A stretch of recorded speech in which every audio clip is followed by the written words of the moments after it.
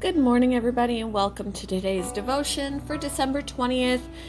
Today's devotion is titled, Failure is Impossible, and the Bible reading is from Nehemiah chapter 6, verses 1 to 9.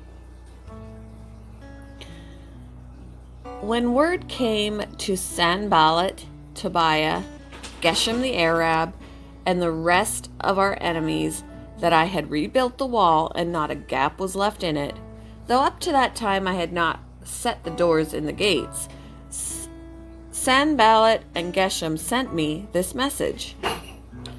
Come, let us meet together in one of the villages on the plain of Ono. But they were scheming to harm me, so I sent messengers to them with this reply. I am carrying on a great project and cannot go down.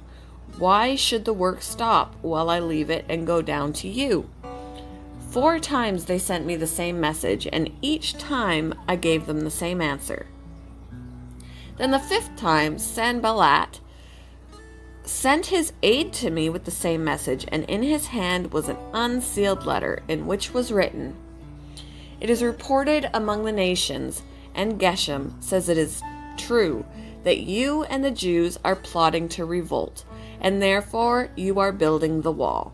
Moreover, according to these reports, you are about to become their king, and have even appointed prophets to make this proclamation about you in Jerusalem.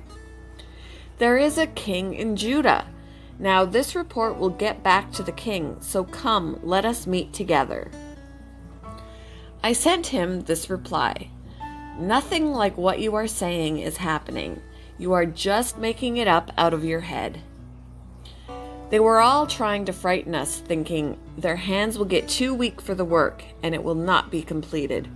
But I prayed, now strengthen my hands. Failure is impossible. These words were spoken by Susan B. Anthony, who was born in 1820 and died in 1906.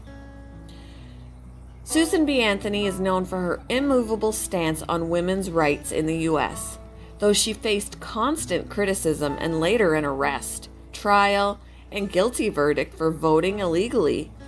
Anthony vowed to never give up the fight to gain women the right to vote, believing her cause was just.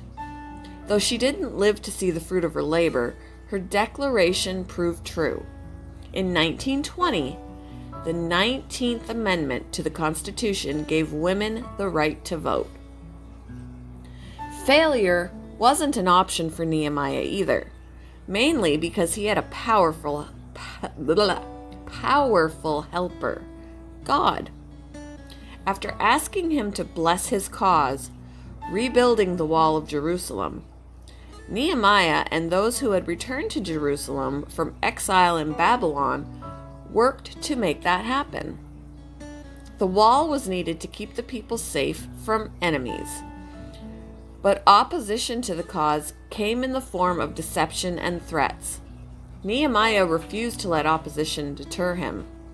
He informed those who opposed the work, I am carrying on a great project. After that he prayed, now strengthen my hands. Thanks to perseverance, the work was completed. God gave Nehemiah the strength to persevere in the face of opposition. Is there a task for which you're tempted to give up? Ask God to provide whatever you need to keep going. How do you normally handle opposition? What cause are you willing to fight for, no matter how tough the opposition?